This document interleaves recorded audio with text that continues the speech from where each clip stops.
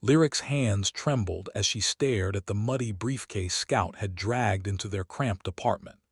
Her heart pounded so loud she could barely hear Minyu's voice beside her. "Open it," Minyu whispered, his Korean accent thick with emotion. When the latch clicked open, Lyric gasped. Stacks of $100 bills, jewelry that sparkled even in their dim kitchen light, gold coins that looked older than time itself. Scout barked once, tail wagging, completely unaware he'd just changed everything. But what Lyric and Minyu didn't know yet was that this discovery would bring more than just money. It would bring danger, betrayal, and a test of their love that neither of them saw coming. 3 weeks earlier, life looked nothing like a fairy tale for Lyric Washington and Minyu Park. Lyric stood behind the register at Sam's Corner store in Detroit, Michigan, watching the clock tick toward midnight. Her feet ached in her worn-out sneakers. Her back screamed from standing for 9 hours straight. At 28 years old, she worked 2 jobs and still couldn't make rent on time. "Are you heading out soon?" Sam called from the back office. "Yeah, in 10 minutes, Lyric called back, already mentally calculating whether she had enough gas money to get home. Her phone buzzed. A text from Minyu lit up her cracked screen. "It's waiting for you. Drive safe. I love you." Despite everything, despite the overdue bills stacked on their kitchen counter and the check engine light that had been on in her car for 3 months, Lyric smiled. Minyu always knew how to make the hard days softer. She pulled into their apartment complex 40 minutes later. The building wasn't much to look at, peeling paint, broken security gate, but it was home. On the 3rd floor, apartment 3C held everything that mattered to her. Minyu opened the door before she could even get her keys out. His dark hair was messy from running his hands through it all day, a habit he had when he was stressed. At 31, he worked as a line cook at a Korean restaurant downtown. The pay was terrible, but it was the only place that hired him when he first came to America 5 years ago. "You look exhausted," Minyu said, pulling her into a hug. "You look worse," Lyric teased, breathing in the familiar scent of sesame oil and the cologne she'd bought him last Christmas. Scout, their 3-year-old mixed-breed rescue dog, bounded over. His brown and white fur was a mess as always. He was part terrier, part beagle, and part absolute chaos. But he was their chaos, and they loved him. "Did Scout behave today?" Lyric asked, bending down to scratch behind his ears. Minyu's expression shifted slightly. "He was, digging again in the courtyard. I tried to stop him, but you know how he gets it." Lyric sighed. "Mrs. Chen is going to file another complaint." "Let her complain," Minyu said with a small smile. "Scout is just being a dog." They ate dinner together at their tiny kitchen table. The kimchi stew was perfect, spicy and warm, exactly what Lyric needed. This was their routine. Work, eat, talk about their day, pretend that everything wasn't falling apart financially. "I got the letter today," Minyu said quietly, setting down his spoon. Lyric's stomach dropped. "The eviction notice." He nodded. "We have 30 days. If we can't come up with 3 months back rent, we're out." $4,200. They might as well have said 4 million. There was no way. Lyric had already picked up every extra shift she could. Minyu was working 6 days a week.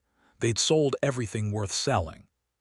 "We'll figure it out," Lyric said, but her voice lacked conviction.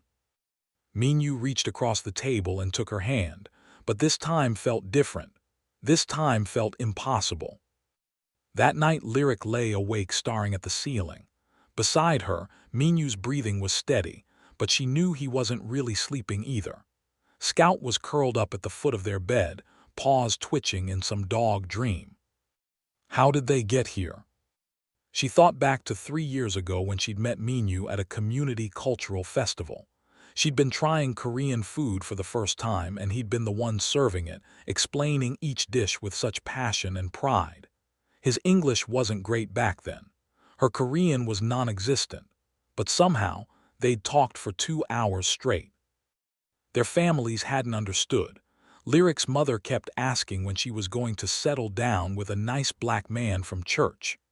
Minyu's parents in Seoul had practically disowned him when he told them he was dating a black American woman. The cultural differences, the language barriers, the racism from both sides.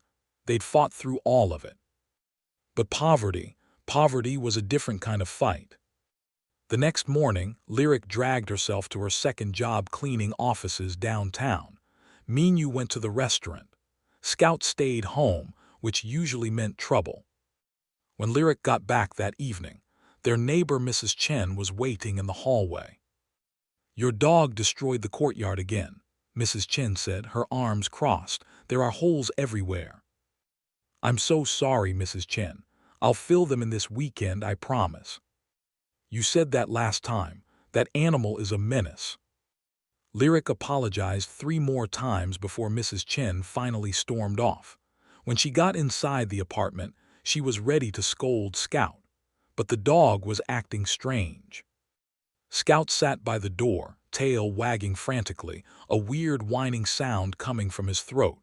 In his mouth was something muddy and rectangular. "Scout, drop it," Lyric commanded. Scout dropped the object at her feet. It was covered in dirt, but Lyric could tell it was some kind of container. Metal, heavy, about the size of a shoebox but flatter. Minyu came out of the bedroom. "What's Scout got now? Another dead bird?" "I don't think so," Lyric said, kneeling down to examine it closer. She picked it up, definitely metal. There was a latch on the side, rusted but still intact. Her heart started beating faster for reasons she couldn't explain. "Where did you find this, Scout?" she asked the dog, who just barked happily in response. Minyu moved closer. "Is that a briefcase?" Lyric looked up at him. "I think so. A really old one." "Should we open it?" Minyu asked. "It was in our courtyard. Scout dug it up. I mean, technically it's on our property, right?" They both stared at the muddy case. Later, Lyric would think about this moment. This exact moment when they could have called the landlord or the police or just thrown it away. But desperation makes people curious, and hope makes people reckless. Lyric carried it to the kitchen sink and rinsed off the mud. The metal underneath was tarnished but solid. There were no markings, no name, nothing to indicate who it belonged to. "Open it," Minyu said, his voice barely above a whisper. Lyric's fingers found the latch. It was stiff from years underground. She wiggled it, pulled, and finally, the case opened. For a solid 10 seconds. Neither of them could speak. Neither of them could even breathe. Money, stacks and stacks of $100 bills, bundled with rubber bands that had deteriorated with age. But that wasn't all. There was jewelry. A diamond necklace that caught the kitchen light and scattered rainbows across their walls. Gold coins in small velvet pouches. A watch that looked expensive even under the dirt. "Oh my God," Lyric breathed. "Oh my God, Minyu."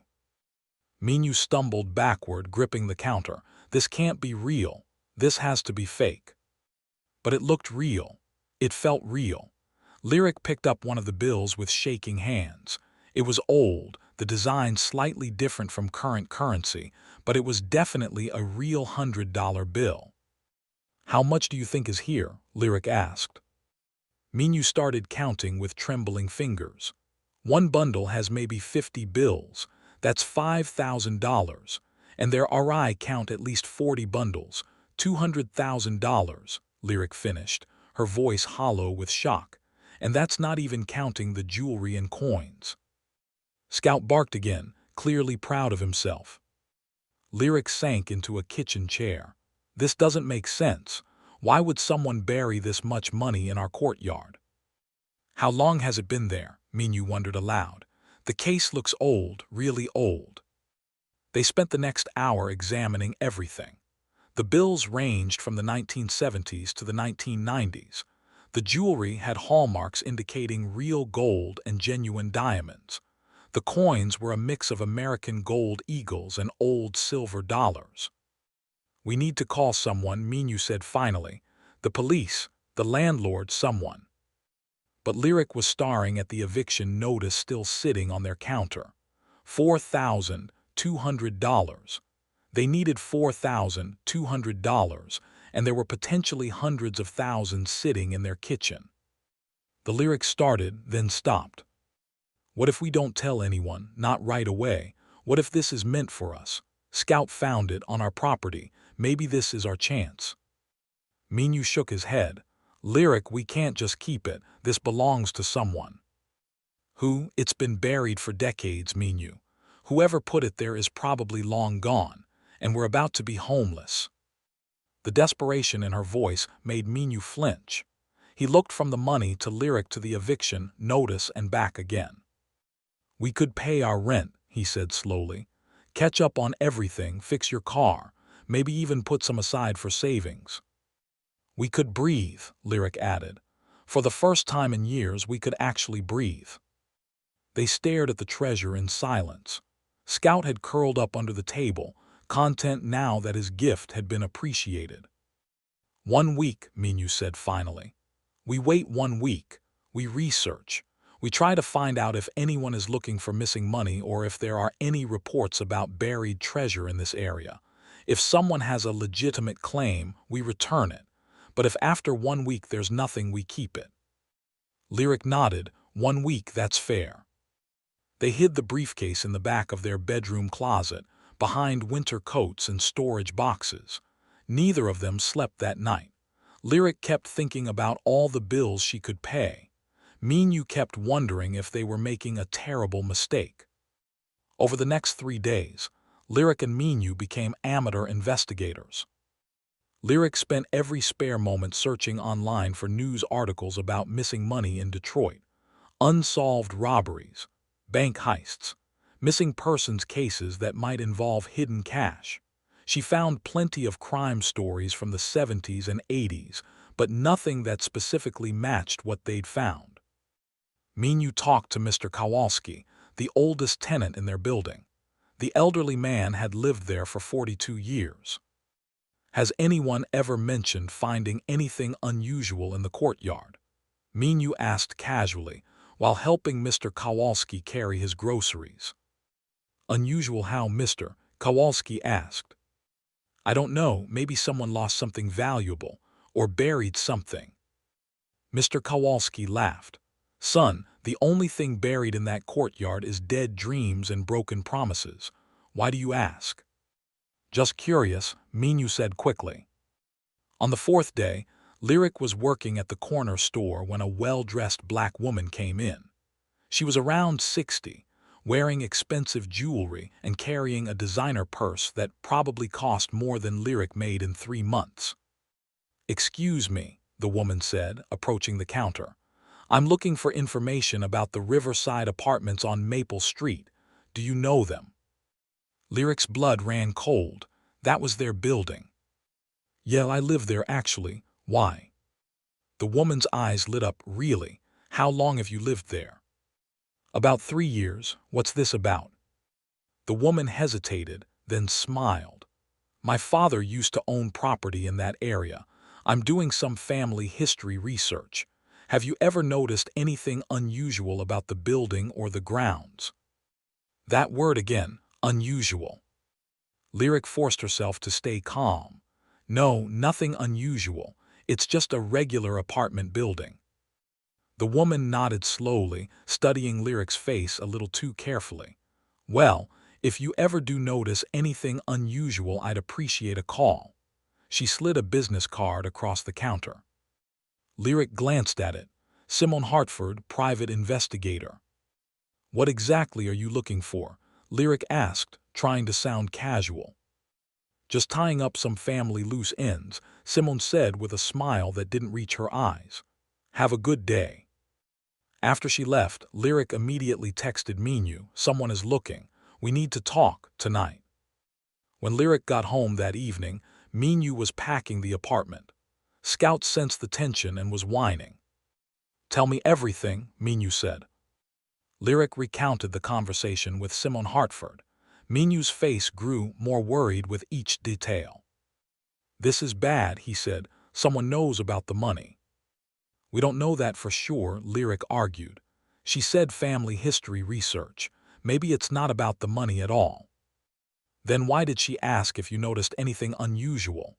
Lyric, we need to return this. Return it to who? We still don't know who it belongs to. Their voices were rising. They never fought like this. But the stress of the past few days was crushing them both. I'm going to call her, Minyu said, reaching for the business card. No, Lyric grabbed his hand, not yet. We have 3 more days. We agreed on a week. Things have changed. Nothing has changed. We still don't know if that money is connected to her investigation. For all we know, she's running some kind of scam. Minyu pulled away from her. Or maybe we're running a scam. Maybe we're turning into thieves and we're too desperate to see it. That hurt. Lyric felt tears burning her eyes. I'm not a thief, she said quietly. I'm just tired, Minyu. I'm tired of working 2 jobs and still being broke. I'm tired of driving a car that might die any day. I'm tired of choosing between electricity and groceries.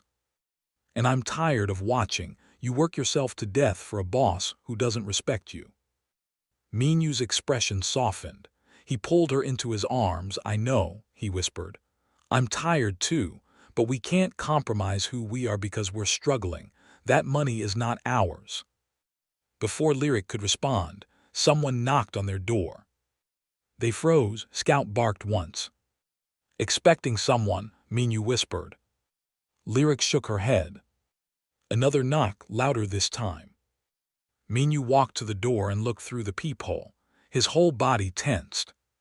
Who is it? Lyric asked. Simone Hartford. Lyric's heart dropped into her stomach. How did she find their apartment?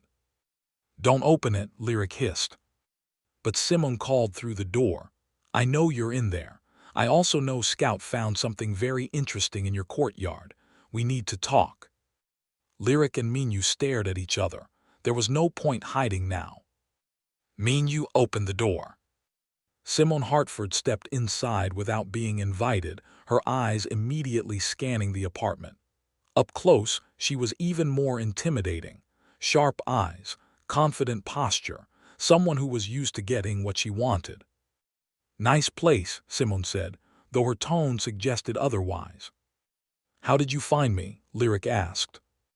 I'm a private investigator. It's literally my job. Simone turned to face them both.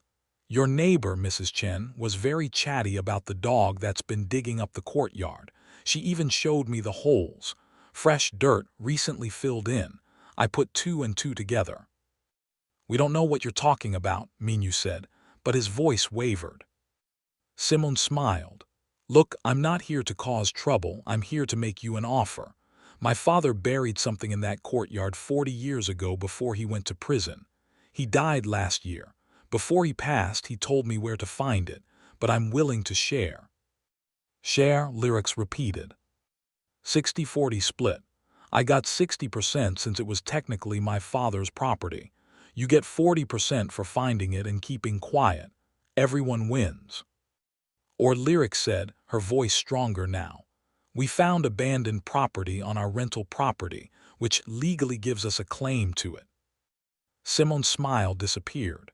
You really want to go legal because we can. We can get police involved, lawyers, and the media. I can make your lives very complicated. You're threatening us, Minho said, stepping forward. I'm being practical. My father was Vincent Hartford. Ever heard of him? Lyrics had.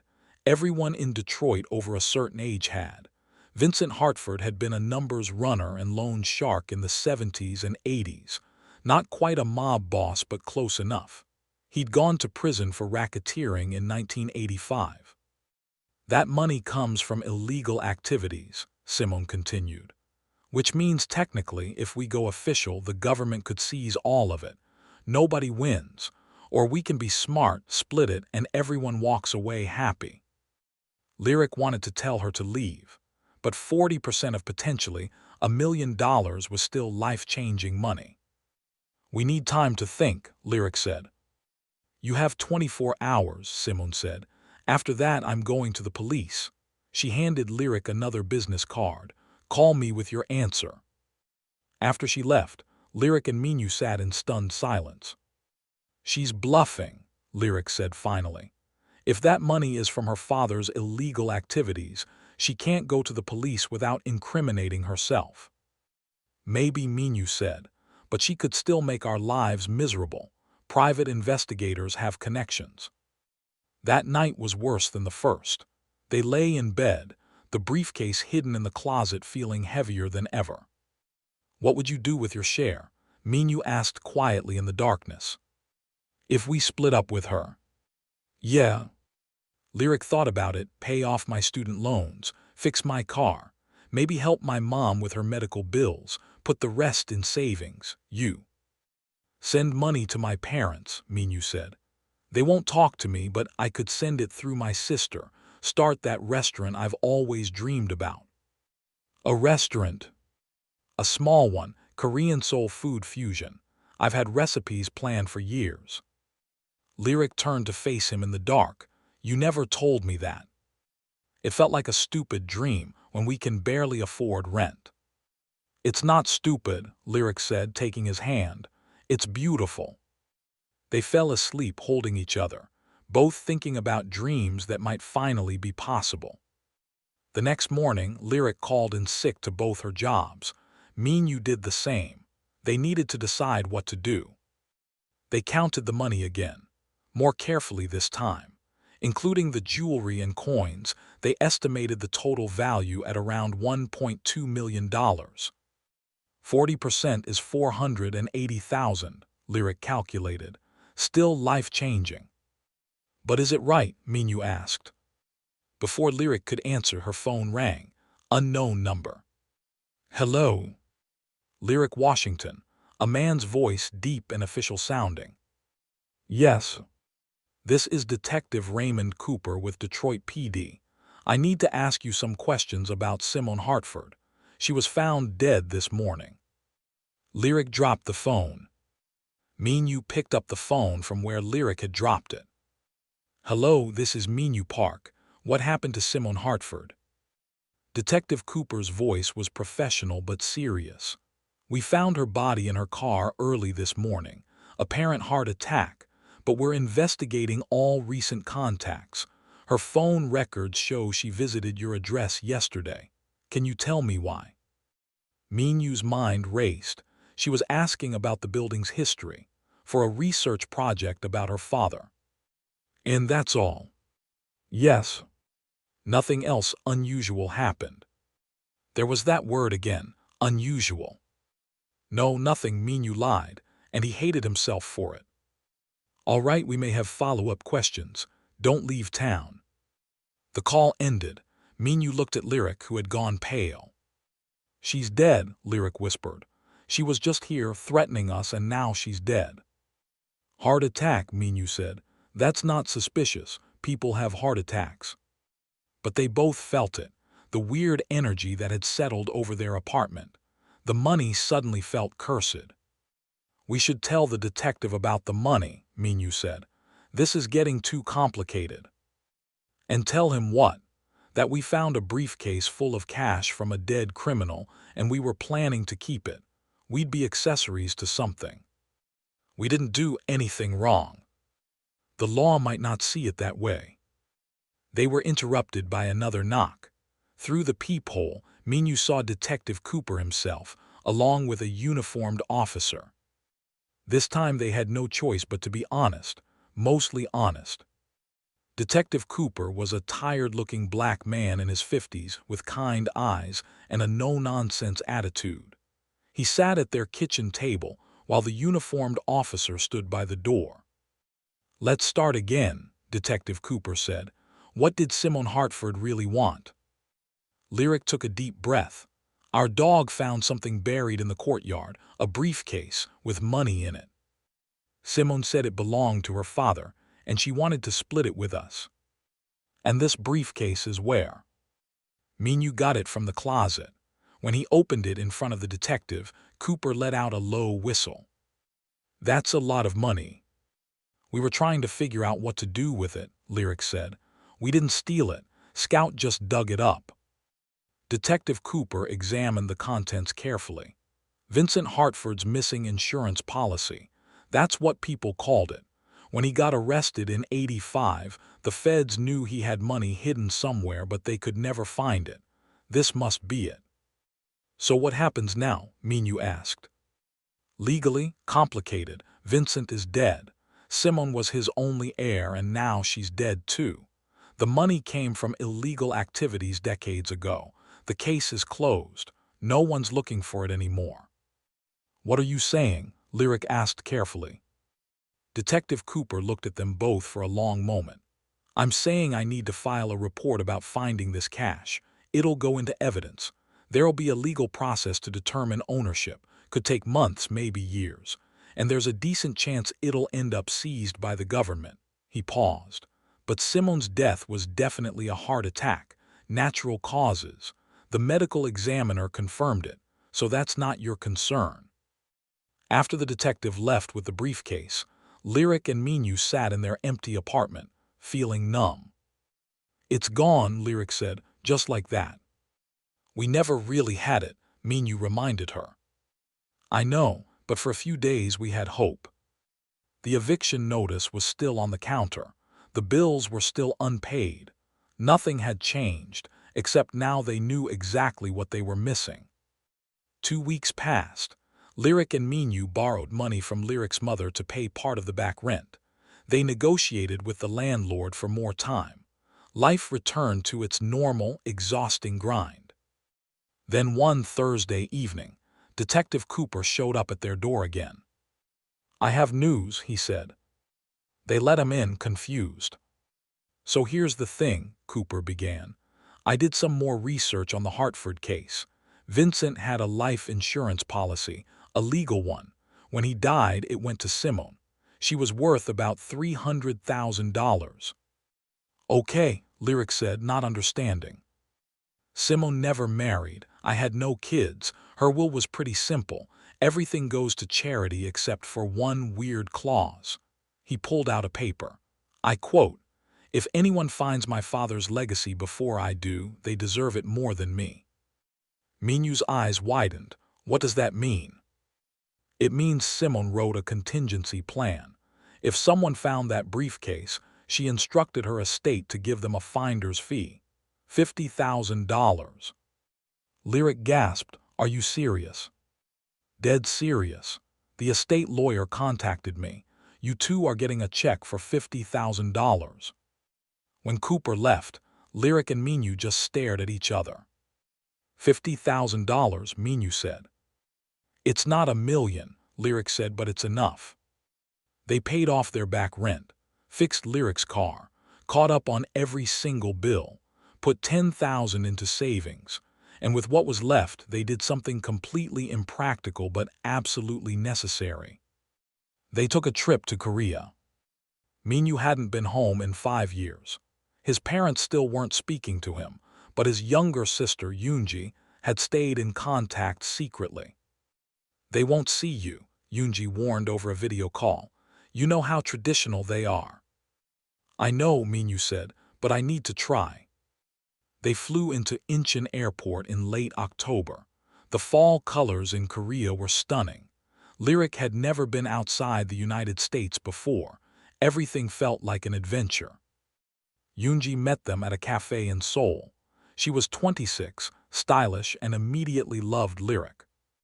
You're even more beautiful than in photos, Yoonji said, hugging Lyric tight. And your Korean pronunciation isn't bad. Lyric had been using a language app for months, wanting to surprise Minyu. She was still terrible, but Yoonji appreciated the effort. Will they really not see us? Lyric asked. Yoonji's smile faded. Mom is stubborn, Dad is worse. They think Minyu dishonored the family. By loving me, Lyric said quietly. By choosing his own path, Yoonji corrected.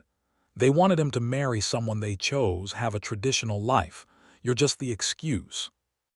That evening, Minyu took Lyric to his childhood neighborhood in Busan. They stood outside a small restaurant his parents owned. We could go in, Lyric suggested. They'll just ask us to leave, Minyu said sadly. But Lyric didn't come all this way to give up. She walked into the restaurant, and Minyu had no choice but to follow.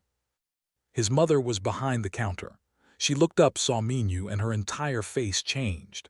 Shock, pain, anger, love all at once. She started speaking rapid Korean.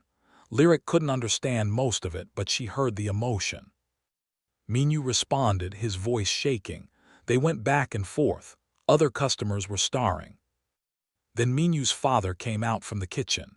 He was older, grayer than in the photos Minyu had shown her. He said one word, sharp and final.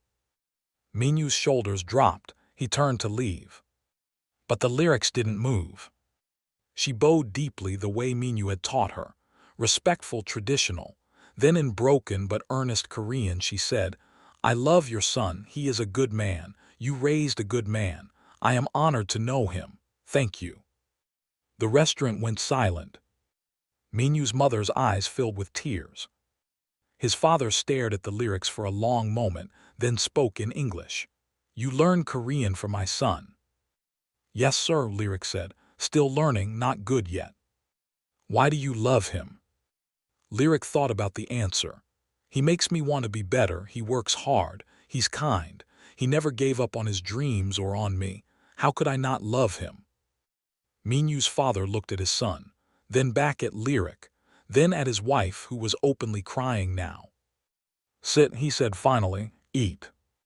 It wasn't forgiveness. Not yet, but it was a start. They stayed in Korea for 2 weeks. Minyu's parents were awkward and formal, but they tried. His mother taught Lyric to make kimchi. His father and Minyu went fishing like they used to when Minyu was a boy. On their last night, Minyu's mother held Lyric's hands and said in careful English, "Thank you for making my son smile again." The flight home felt different, lighter somehow. "We still don't have much money," Minyu said as they drove home from the airport.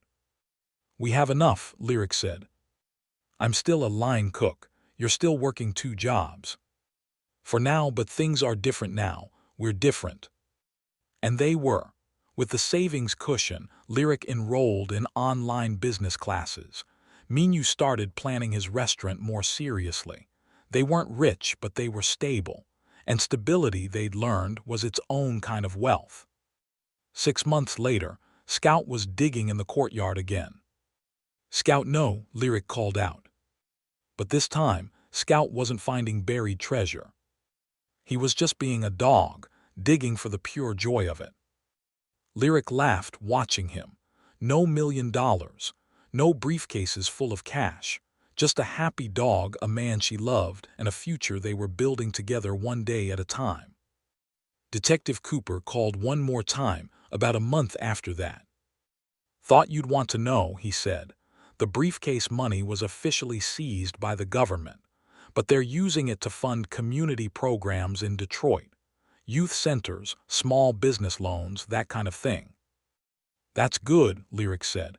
"Better than sitting in some evidence locker." "Agreed. Oh, and one more thing. Simone's estate had another clause. Turns out she owned the Riverside Apartments, your building." "What?" "Yeah, and in her will, she forgave all tenant debts and set up a fund for building repairs. Congratulations, your back rent is officially cleared, and you're getting a renovated apartment." After she hung up, Lyric just shook her head in wonder. Minyu came out of the kitchen. "Who was that?" "Detective Cooper. Simone owned our building. She cleared our debt." "The woman who threatened us." "I don't think she was really going to call the police," Lyric said. "I think she was testing us, seeing what kind of people we were. And her will proved she was actually trying to help. Maybe, or maybe she just understood what it's like to struggle." That evening they walked Scout around the neighborhood. The Detroit spring was beautiful, trees blooming, kids playing in the streets. "Do you ever think about it?" Minyu asked. "The money, what we could have had if we'd kept it." "Sometimes," Lyric admitted.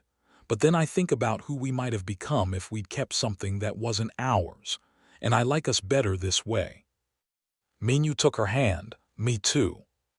Scout barked at a squirrel, pulling at his leash, ready for the next adventure. Thank you for watching. If you enjoyed the story, please like, share and subscribe to my channel.